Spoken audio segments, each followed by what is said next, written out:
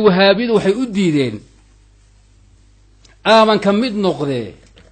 waxay u diideen in maalinka mawliid ay dabaaldegaan oo mashxaradaan oo nabiga siiradiisa akhriyaan oo sadaqad la baxaan oo raashimi iyo xaflad sameeyaan oo maalmo nabiga xusuustaan oo waxaan yiri hadaan wahaabiyeenay bidca way ma banaan kii iska muxuu ahaay dabaaldegay ee mashxarada hayay ee nabiga jaceelkiisa la marqamay judbaysna waxaan waa bidca tahay Allah fi jisto kii dhiigiisa qoore nafsi qurxaa tiri waa mutahawir shaydaan ah wahaabiyo maxad rabtaa